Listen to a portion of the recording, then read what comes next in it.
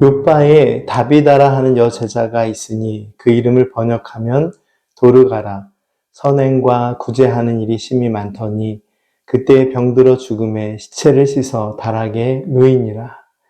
룻다가 요빠에서 가까운지라 제자들이 베드로가 거기 있음을 듣고 두 사람을 보내어 지체 말고 와 달라고 간청하여 베드로가 일어나 그들과 함께 가서 이르매 그들이 데리고 다락방에 올라가니 모든 과부가 베드로 곁에 서서 울며 도르가가 그들과 함께 있을 때에 지은 속옷과 겉옷을 다 내보이거늘 베드로가 사람을 다 내보내고 무릎을 꿇고 기도하고 돌이켜 시체를 향하여 이르되 다비다야 일어나라 하니 그가 눈을 떠 베드로를 보고 일어나 앉는지라.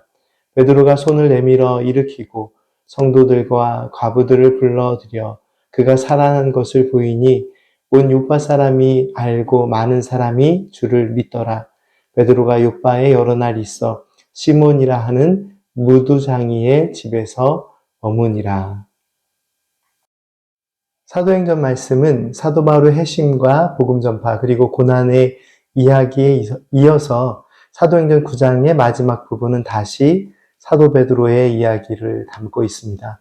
사도 베드로는 사방으로 두루 다니며 복음을 전하였습니다. 그리고 성령 하나님의 인도하심을 따라 놀라운 은혜의 사역들을 감당합니다.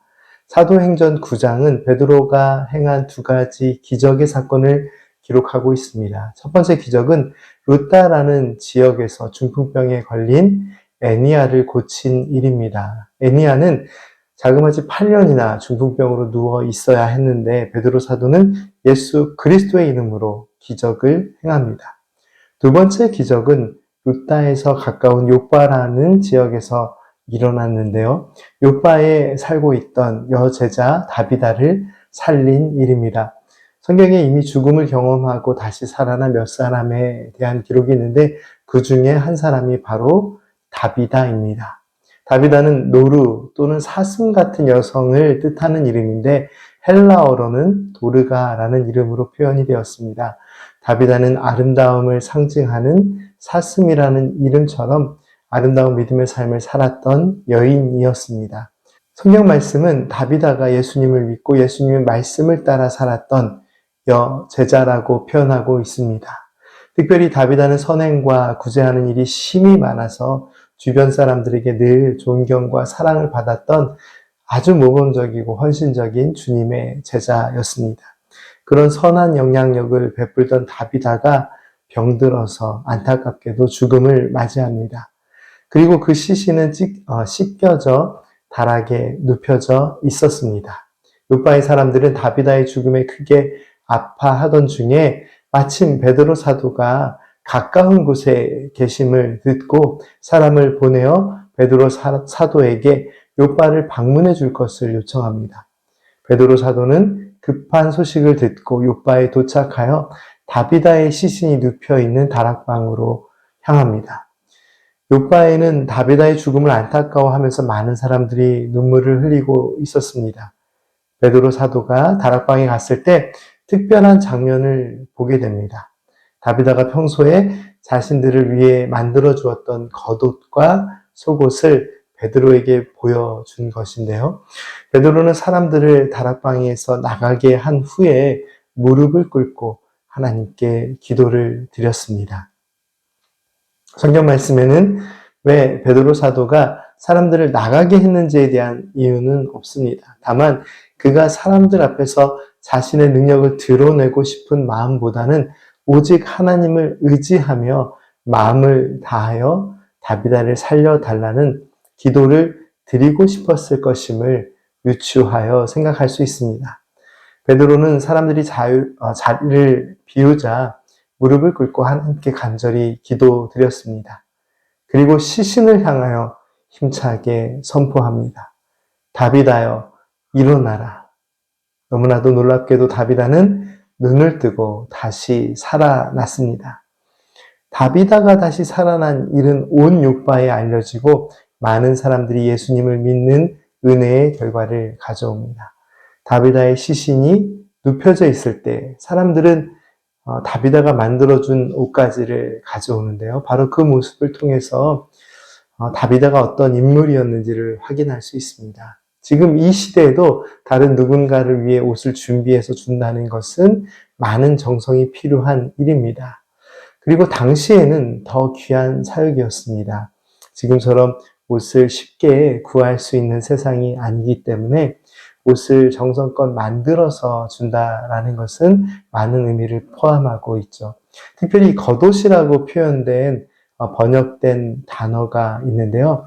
하마티온이라는 단어는 겉옷뿐만 아니라 덮는 이불이나 햇빛을 가리는 용도로 사용되는 아주 고가의 물건이었다라고 합니다. 다비다가 경제적으로 힘든 성도들을 위해 매우 실제적인 도움을 주었음을 확인할 수 있는 표현입니다.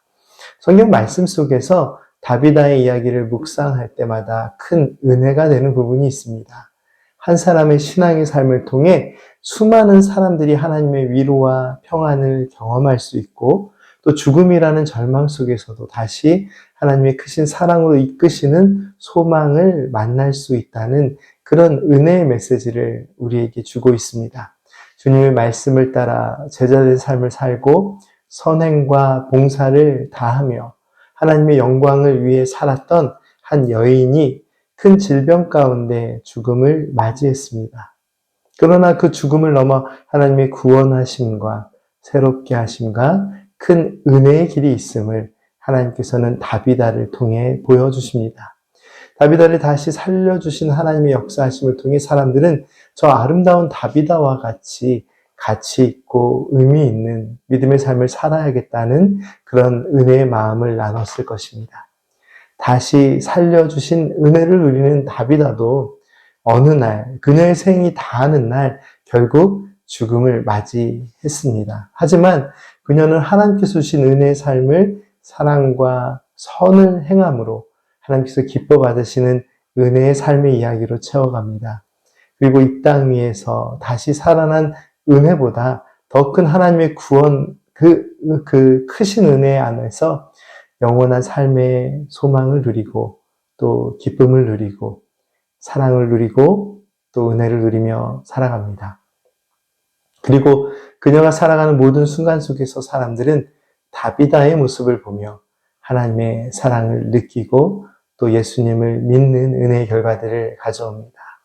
오늘 우리의 삶을 통해 나의 가족과 주 안에서 형제와 자매된 모든 성도들이 하나님의 사랑을 느낄 수 있는 그런 은혜의 날 되기를 간절히 소망합니다. 함께 기도드리겠습니다. 능력의 하나님 감사합니다. 죽음이라는 절망 속에서 건져주시고 다시 생명의 삶을 살았던 다비다처럼 죄와 사망의 절망 속에서 건져주신 주님의 은혜를 기억하며 날마다 믿음으로 살게 하옵소서. 나의 삶과 죽음 그리고 하나님 나라에서 영원한 은혜의 삶을 통해 나의 가족과 이웃 그리고 형제와 자매들이 주님의 사랑을 만나게 하옵소서. 예수님의 이름으로 기도드립니다. 아멘.